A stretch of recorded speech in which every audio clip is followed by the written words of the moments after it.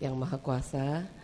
Dan untuk pertama kali saya bisa hadir di sini, dan saya juga merasa bangga bisa berbagi pengetahuan kepada bapak-bapak, ibu-ibu yang ada di sini. Mungkin untuk pertama-tama, baiklah kita ada pepatah mengatakan tak kenal maka tak sayang. Jadi saya harus memperkenalkan dulu Direktorat Jenderal Hak Kekayaan Intelektual itu di bawah Kementerian Hukum dan HAM. Itu dulu yang perlu diketahui, karena nggak semua orang tahu bahwa Direktorat Jenderal Hak Kekayaan Intelektual itu ada di bawah kementerian apa gitu. Jadi di bawah Kementerian Hukum dan Hak Asasi Manusia. Nah, Direktorat Jenderal Hak Kekayaan Intelektual sendiri di dalamnya ada Direktorat Merek, ada Direktorat Hak Cipta, Desain Industri. Jadi kalau yang di bawah, yang saya bawahi itu Direktorat Hak Cipta, Desain Industri, Desain Tata Letak Sirkuit Terpadu, dan Rahasia Dagang. Jadi ada 4 undang-undang yang saya bawahi. Kemudian ada Direktorat Paten, ada Direktorat Kerjasama Haki, ada Direktorat TI, Teknologi Informasi. Ini kebetulan ada yang mau kenalan Pak ya, lalurnya. Jadi ada juga Sekretariat Direktorat Jenderal Hak Kekayaan Intelektual. Nah, saya ingin juga berbagi kepada bapak-bapak, ibu-ibu, hak kekayaan intelektual itu apa. Jadi di bawahnya itu ada yang namanya merek, ada yang namanya paten, ada yang namanya desain industri, ada yang namanya rahasia dagang, ada yang namanya desain tata letak sirkuit terpadu, ada hak cipta. Jadi jangan sampai salah penyampaian istilah ya. Ada yang namanya paten. Ada ibu-ibu, bapak-bapak datang ke saya mau mematenkan hak cipta. Begitu saya lihat, oh yang mau dia daftarkan ini adalah merek.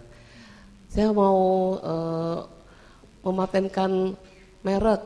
Jadi istilah-istilah itu kalau bisa jangan keliru. Karena paten itu penemuan teknologi yang bisa diterapkan dalam industri. Kalau desain industri itu perlindungan kepada bentuk, dan itu juga bisa diterapkan dalam industri. Kemudian kalau hak cipta itu nanti saya jelaskan. Kemudian merek itu tanda yang ditempelkan pada barang dan dipakai pada jasa. Jadi jangan sampai salah istilah. Jadi mempatenkan, jadi itu salah, mendaftarkan merek. Satu-satunya yang tidak didaftarkan itu hak kekayaan intelektual adalah rahasia dagang. Semuanya didaftarkan. Hanya bedanya kalau hak cipta, nanti saya akan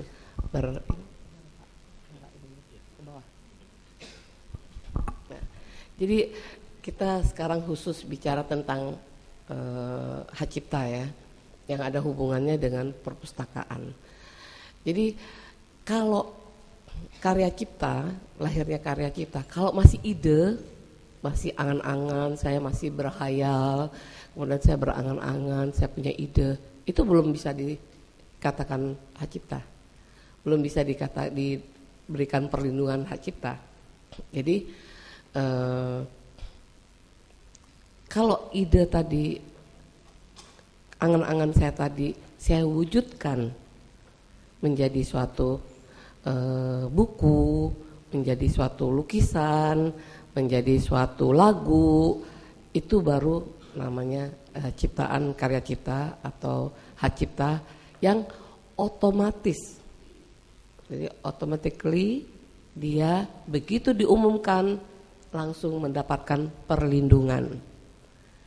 Jadi satu-satunya haki yang sistemnya deklaratif itu hak cipta. Jadi hak cipta itu sebenarnya nggak perlu didaftarkan, tidak wajib didaftarkan. Karena begitu dia diumumkan, begitu lagu saya dinyanyikan, begitu lagu saya masuk diumumkan pertama kali, itu otomatis saya punya hak cipta itu dilindungi. Begitu buku saya diluncurkan pertama kali, itu otomatis buku saya dilindungi. Begitu karya ilmiah saya disertasi saya umumkan di sidang, waktu sidang disertasi, itu otomatis hak cipta saya dilindungi. Nah sekarang pertanyaannya, loh kenapa harus didaftar, kenapa kita daftarkan? Nah itu pertama,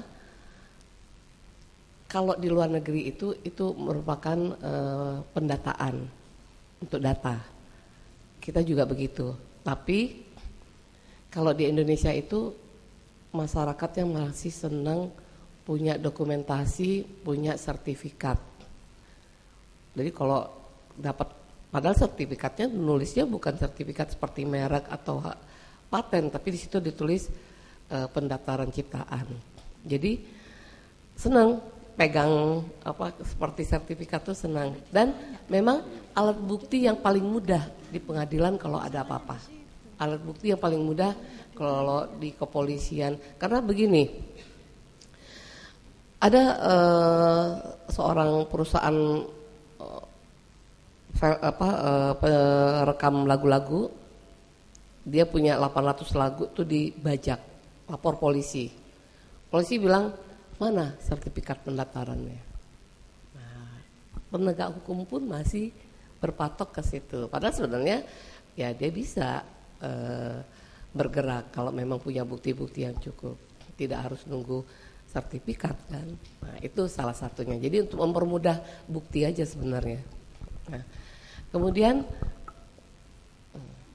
jadi yang bisa menjadikan suatu hak cipta itu apa aja? Jadi seni, sastra, ilmu pengetahuan, seperti drama, banyak macam-macamnya. Jadi ada karya tulis, buku, sastra, seni, lukisan-lukisan, ilmu pengetahuan pun itu dilindungi, itu bisa menjadi suatu hak cipta. Dan ada lagi satu lagi namanya hak terkait. Nah, hak terkait ini kenapa disebut hak terkait? Karena dia hubungan erat dengan hak cipta tadi. Nah, antara lain pelaku. Pelaku di sini bisa penari, bisa juga penyanyi. Pencipta menciptakan lagu yang kemudian yang memperkenalkan jadi tenar oleh penyanyinya. Penyanyi di sini pelaku dari hak cipta tadi. Jadi itu pelaku hak terkait. Kemudian ada namanya produser rekaman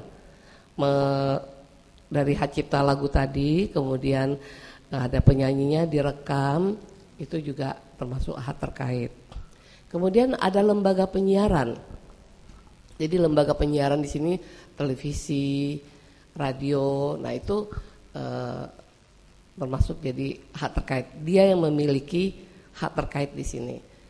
Nah, mungkin ada yang menanyakan, kalau penerbit bisa nggak disebut sebagai hak terkait dalam, kalau buku kan pengarangnya buku tersebut itu pencipta. Tapi kalau hak terkait, penerbit itu bukan hak terkait. Jadi harus tahu ya, penerbit itu bukan hak terkait. Hak terkait ini hanya pelaku pertunjukan, produser rekaman, dan lembaga penyiaran. Ada yang mengatakan penerbit hak terkait, bukan. Jadi untuk dipahami bahwa penerbit itu bukan hak terkait. Oke. Kemudian, jadi berhubungan dengan hak cipta tadi, si pencipta ini bisa otomatis sebagai pemegang hak cipta. Nah, ini yang harus diketahui oleh bapak-bapak, ibu-ibu, karena banyak sekali keliru di sini. Saya sebagai pencipta bisa sebagai pemegang hak cipta. Ya. Jadi saya sebagai pencipta bisa otomatis sebagai pemegang hak cipta. Nah, kemudian Saya sebagai pencipta, hak ekonomi saya alihkan. Misalnya saya alihkan ke perusahaan rekaman. Saya pencipta lagu nih. Saya alihkan hak cipta saya ke perusahaan rekaman. Hak ekonomi saya beralih. Nah, itu pemegang hak ciptanya bukan saya lagi. Tapi pemegang hak ciptanya adalah produser rekaman tersebut. Jadi kalau saya punya ciptaan, baik buku, kalau saya jual hak ekonomi saya jual ke penerbit.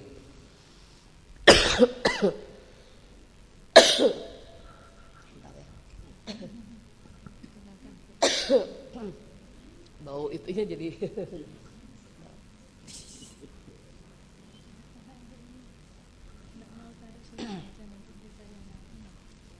harap maklum ya, banyak yang mau berkenalan sama saya kali. Jadi saya sebagai pencipta buku atau pencipta lagu atau pencipta yang ada hubungannya dengan hak cipta, bisa pencipta sebagai saya pelukis atau apa. Itu kalau ciptaan saya tadi saya jual, hak ekonomi saya beralih. Jadi yang pemegang hak cipta di sini yang si pembeli dari ciptaan tersebut. Jadi saya sebagai pencipta bukan pemegang hak cipta lagi. Jadi beralih, itu harus dipahami. Saya menemukan menemukan alat-alat peraga ciptaan saya. Terus saya jual ke CV yang memproduksi itu. Nah, itu pemegang hak ciptanya udah beralih. Si CV tadi. Kan alat peraga juga termasuk hak cipta ya. Kemudian buku saya jual ke penerbit. Pemegang hak ciptanya penerbit tersebut, bukan saya lagi. Tapi penerbit di sini bukan berarti hak terkait, bukan. Saya udah bilang penerbit bukan sebagai hak terkait, bukan. Tapi dia kalau hak ekonomi saya jual, berarti penerbit tadi sebagai pemegang hak cipta. Jadi pungutan royalti segala macam itu dipegang oleh penerbit. Nah, nanti ada lagi saya akan jelaskan. Nah, saya sebagai pemegang hak cipta, saya bisa memperbanyak, bisa menggandakan, bisa dalam hal ini bisa mendistribusikan itu hak saya. Jadi kenapa dibilangin hak ekonomi? Karena yang menguntungkan buat saya kan. Kemudian tapi ingat, dalam hak perlindungan hak cipta ini ada dua hak. Satu tadi saya udah bilang hak ekonomi, kedua hak moral. Hak moral ini walaupun saya sudah jual karya cipta saya, ciptaan saya, hak moral saya tetap melekat. Jadi kalau saya ngarang lagu ciptaan Yusli Sarningsih, saya mengarang, itu tetap harus melekat pada ini. Jadi kalau untuk di rekaman, untuk saya penyanyi yang ditayangkan di TV, harus ditantumkan nama saya sebagai, itu hak moral saya. Nah, kemudian kalau untuk buku gitu juga tetap dicantumkan, tidak boleh dihilangkan itu. Kemudian waktu saya berjalan terus ya Pak ya. Nah, jadi di sini sudah bisa dilihat saya sebagai pemegang hak cipta di sini bisa mengeksploitasi hak cipta di sini, bisa saya pakai sendiri, bisa saya jual, saya bisa memberikan lisensi. Lisensi di sini juga bisa sebagian atau seluruhnya, atau lisensi wajib, atau ya macam-macam di sini bisa dilihat ya nanti ya. Ini mungkin sudah dibagikan ya. Nah, tadi saya udah katakan apa aja yang termasuk dalam hak cipta di sini. Di sini bisa dilihat. Jadi buku, pamflet, karya tulis, drama, sampai terjemahan segala macam itu. Nah, jangka waktu kalau saya sebagai pencipta, saya seumur hidup ditambah 50 tahun undang-undang yang sekarang. Tapi undang-undang yang baru nanti insya Allah tanggal 16 besok itu udah masuk paripurna. Makanya saya bilang sama Bapak tadi, Pak siang ini saya harus ke DPR lagi. Jadi kita udah panja, sudah sekarang masuk timsin, sudah nanti paripurna tanggal 16. Insya Allah bulan ini juga diundangkan. Jadi saya nggak banyak bercerita tentang undang-undang yang sekarang ya Pak ya. Saya bercerita tentang nanti undang-undang yang akan datang. Karena tinggal menghitung hari ini bakal diundangkan. Nah di situ keberpihakan kita kepada pencipta itu luar biasa. Jadi pencipta yang tadinya di seumur hidup ditambah 50 tahun, sekarang seumur hidup ditambah 70 tahun. Seumur hidup tambah 70 tahun. Ini masih undang-undang lama ya. Jadi sekarang ini seumur hidup tambah 70 tahun. Tapi kalau untuk perusahaan itu 50 tahun. Kalau untuk perusahaan. Makanya Walt Disney itu nggak mau dia ngajuin hak ciptanya atas nama perusahaan Walt Disney karena berlakunya hanya 50 tahun. Sudah itu public domain. Jadi seumur hidup tambah 70 tahun, kalau perusahaan 50 tahun. Nah kemudian sekarang ada aturan baru di RUU yang baru. Baik untuk pengarang maupun pengarang lagu, buku, itu kalau lagu kan baik buku juga suka terjadi ya. Baik lagu, buku yang sering terjadi itu ya saya bilang tadi dijual putus. Jadi saya jual ya udah misalnya si Andre Hirata pengarang buku, dah kalau penerbit saya jual putus deh. Pokoknya saya minta 1 M. Nah, saya punya hak ekonomi saya udah nggak ada lagi, yang ada saya udah jual kan. Nah, itu nanti di undang-undang yang baru itu hanya dibolehkan 25 tahun. Jadi hak dia akan kembali 25 tahun kemudian. Jadi keberpihakan kita kepada pencipta luar biasa. Karena kita tahu pencipta itu kan waktu baru-baru ngarang miskin kan. Ya kita rata-rata ya, nggak semuanya sih. Kita tahu kan pencipta lagu apa. Jadi begitu dibeli, ya udah saya kasih 1 M. Begitu meledak 10 M, dia nggak dapat apa-apa. Nah, akhirnya untuk diketahui seperti Bimbo, itu seperak pun dia nggak terima apa-apa royalti sampai sekarang. Berapa 1.500 judul lagunya tidak bisa direkam ulang, hanya dia karena sudah kehilangan haknya. Kemudian Arianto dengan lagunya lebih dari 1.000 ahli warisnya tidak menikmati apa-apa. Jadi kita tahu saat itu yang lalu-lalu itu mereka perjanjian dengan pihak label, pihak rekaman itu ya kita tahu persis kan apa yang terjadi. Nah sekarang ini, kalau sekarang mereka yang baru-baru ini udah pinter ya, tapi tetap aja kalau mereka yang dari pengamen, dari apa, nah oleh karena itu kita batasi hanya 25 tahun kemudian, walaupun itu sudah dijual putus segala macam, 25 tahun kemudian haknya kembali lagi. Nah, kalau bagaimana dengan yang sudah berjalan? Yang sudah berjalan itu ternyata sudah 30 tahun berjalan. Nah kita kasih waktu 2 tahun, haknya itu harus dikembalikan.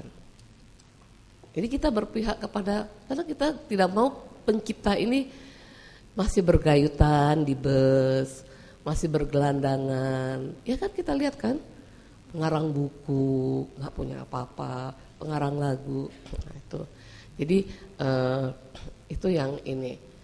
Nah kemudian kalau saya memberikan pengertian perpustakaan kayaknya nggak usah lah Pak ya, udah pada tahu ya. Cuman sekarang yang jadi pertanyaan, tapi saya kalau untuk undang-undang lama itu ada di pasal 15. Tapi kalau untuk di undang-undang yang baru ini nanti yang kira-kira seminggu lagi mau diundangkan, itu ada mulai dari pasal 42. Nah di pasal 42 nanti bisa dilihat ya, di situ jadi ada hasil karya yang ada pembatasan mengenai hak cipta. Jadi di sini nanti bisa kita tahu bahwa seperti hasil rapat terbuka lembaga negara itu tidak dilindungi hak cipta, pidato kenegaraan atau pidato pejabat pemerintah, putusan pengadilan atau penetapan hakim, kemudian kitab suci atau simbol agama, kemudian putusan badan arbitrase itu juga tidak dilindungi hak cipta. Nah kemudian, tapi kemarin ini ada usulan dari pemerintah bahwa arbitrase itu sifatnya rahasia, mungkin tidak bisa dianggap tidak dilindungi, mungkin untuk arbitrase dilindungi karena itu sifatnya rahasia. Nah, jadi untuk diketahui juga oleh bapak-bapak ibu-ibu, hasil karya yang tidak dilindungi hak cipta itu pertama hasil karya yang belum diwujudkan seperti saya katakan tadi. Kemudian setiap ide, prosedur, sistem, metode, konsep, prinsip itu tidak dilindungi hak cipta. Itu alat, benda atau produk yang diciptakan hanya untuk menyelesaikan masalah teknis atau itu tidak bisa dilindungi hak cipta. Nah, kemudian di pasal 43 mungkin bapak-bapak ibu-ibu mulai dari pasal 43 aja ya. Jadi di situ ada pembatasan hak cipta. Di sini perbuatan yang tidak dianggap sebagai pelanggaran hak cipta itu meliputi pengumuman, pendistribusian, pengomunikasian dan atau penggandaan lambang negara, lagu kebangsaan yang menurut sifatnya yang asli. Jadi lambang negara, lagu kebangsaan itu boleh kita gandain, lambang negara kita cetak yang banyak boleh, lagu-lagu kebangsaan kita cetak, kita edarkan boleh. Kemudian pengumuman, pendistribusian, pengomunikasian dan atau penggandaan segala sesuatu yang dilaksanakan oleh atau atas nama. Nah, sebentar Pak ya. Saya juga masih ini karena ini undang-undang yang baru. Jadi atas nama pemerintah kecuali dinyatakan dilindungi oleh peraturan perundang-undangan. Jadi kalau ada suatu peraturan yang mengatakan oh itu dilindungi, nah baru. Tapi kalau tidak ya boleh digandakan. Nah, kemudian pengambilan berita aktual, baik seluruh maupun sebagian itu boleh. Jadi tidak di kemudian surat kabar ataupun tapi ada syaratnya ya, itu harus disebutkan sumbernya. Jadi kemarin ini ada digugat profesor bukunya ngarang, dia mengutip Pak, tapi kutipan-kutipan itu kebetulan banyak, tapi tidak disebutkan sumbernya. Jadi dia digugat. Jadi hati-hati juga. Mungkin kita ingat kasusnya Pak siapa itu Anggito apa. Jadi itu sebenarnya kalau dia menyebutkan sumbernya nggak masalah. Ya kita kan kalau bikin paper, bikin skripsi apa kan kadang-kadang berlembar-lembar kita kutip ya. Boleh asal disebutkan sumbernya. Itu aja. Nah, kemudian nanti perpustakaan itu kalau menurut Undang-Undang Nomor 15 ini kan nanti tidak akan berlaku tapi masih dipakai juga nanti pasal 48. Jadi kalau perpustakaan itu mengopi, menggandakan, tapi untuk kepentingan misalnya untuk nambah ininya perpustakaan atau apa itu boleh. Tapi kalau ada perorangan pesen sama bapak yang jaga perpustakaan, Pak kopiin dong Pak, ini taruh ini, nah itu udah boleh. Jadi hati-hati juga. Jadi kalau kan biasa kan anak-anak mahasiswa atau ada ini, Pak saya perlu buku ini, tolong kopiin dong Pak. Biasa ongkos fotokopi itu udah boleh. Tapi kalau perusahaan sendiri menggandakan untuk penambahan mungkin cuma ada satu, saya kopi bikin 7, tapi untuk perpustakaan sendiri untuk kepentingan itu boleh. Jadi hati-hati juga. Nah, kalau perpustakaan punya kerjasama dengan lembaga manajemen kolektif, sekarang ini kan YRCI ada perjanjian MOU, nggak masalah. Orang lain mau minta kopiin sama perpustakaan, boleh. Jadi itu yang harus diketahui. Hati-hati loh, hukumannya berat loh menggandakan ini. Apalagi kalau sudah disebut pembajakan, 10 tahun kalau pembajakan tuh. Kalau masih penggandaan yang levelnya itu 5 tahun. Jadi tapi kan yang namanya di penjara, dihukum ya satu hari aja pada nggak mau kan. Nah, jadi hati-hati. Jadi kalau saya menyarankan lebih baik perpustakaan itu punya kerjasama dengan YRCI. Kalau nggak salah, kalau yang kemarin ini kan 1 tahun itu Rp10.000 1 tahun. Tapi nggak tahu kalau sekarang. Jadi perpustakaan itu kalau saya anjurkan kerjasama dengan YRCI. Jadi kalau ada pelanggannya mau ini, kita udah nggak kena apa-apa lagi. Oh, kami udah punya MOU dengan YRCI. Jadi kita aman, ya, karena YRCI ini nanti tempat bernaungnya para pengarang-pengarang tadi. Nanti di undang-undang yang baru ini, lembaga manajemen kolektif itu harus izin dari kita. Jadi selama ini tidak liar, kan banyak yang liar kan selama ini, pada mungut, nggak jelas gitu.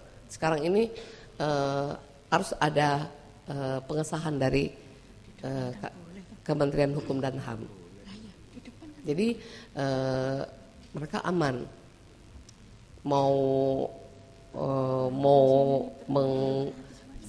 mengenai perpustakaan untuk memformat jadi digital itu boleh. Makanya saya menganjurkan lebih baik MOU dengan YRCI, Pak ya. Kita aman. Jadi kalau ada pencipta yang menggugat ke kita bilang kita udah ada MOU dengan lembaga manajemen kolektif, dan semua pencipta itu harus memungut royalti itu melalui lembaga manajemen kolektif, nggak boleh sendiri. Nanti di undang-undang yang baru loh.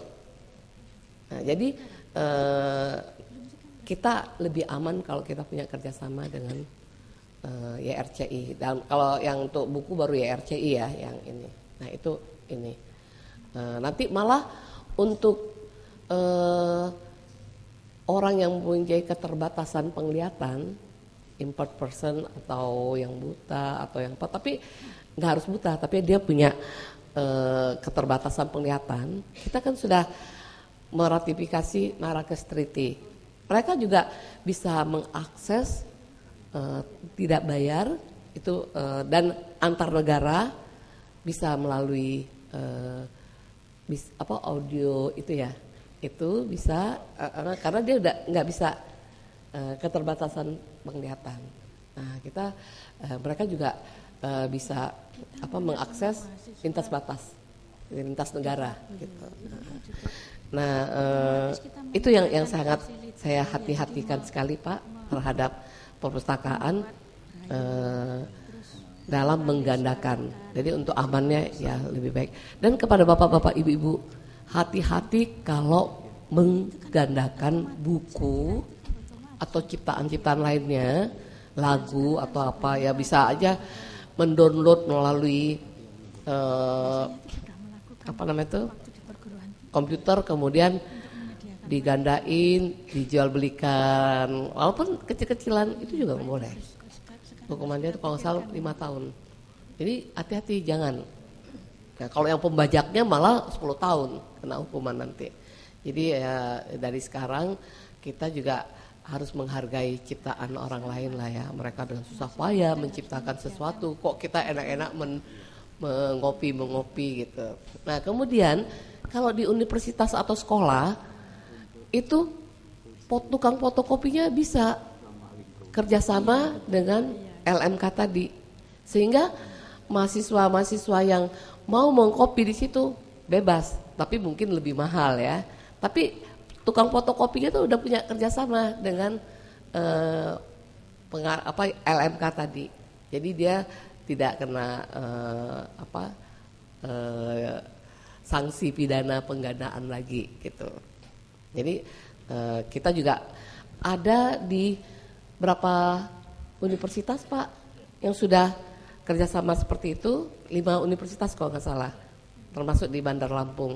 Jadi boleh itu, karena dia sudah kerjasama dengan LMK tadi. Kemudian mungkin nah nanti kan ada sekarang ini udah mulai digital yang e-book segala macam itu. Nah itu juga makanya saya bilang kerjasama dengan LMK kita lebih aman. Gitu. Jadi nggak mahal kok kita bayarnya Pak. Jadi lebih baik kita supaya lebih amannya seperti itu. Karena kalau sudah, nah ada satu lagi mungkin yang dikenal oleh bapak-bapak, ibu-ibu yang Creative Commons ini itu boleh kita menggandakan, tapi ada juga yang dia ada kode-kodenya, ada yang boleh hanya dibaca saja, kita bisa boleh lihat, ada kita boleh juga mendownload atau mengopi, ada. Jadi itu juga mereka kalau nggak salah ada kode CC apa tuh, mereka boleh dipublish untuk menggandakan.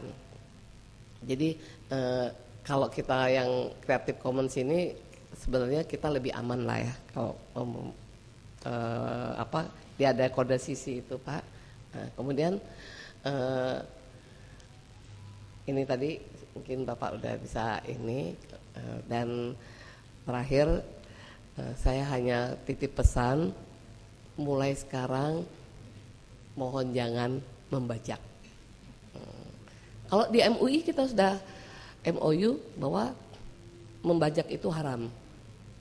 Di MUI itu kita udah ada ini. Jadi MUI itu udah mengeluarkan fatwa membajak itu haram. Tapi ya walau-walam ya, saya juga bukan orang ini apakah tapi yang jelas karena membuat si pencipta tadi sengsara dengan adanya pembajakan tersebut. Nah itu yang saya hanya berharap untuk kedepannya jangan membajak dan hargailah kreativitas orang lain. Saya rasa cukup sekian. Wassalamualaikum warahmatullahi wabarakatuh.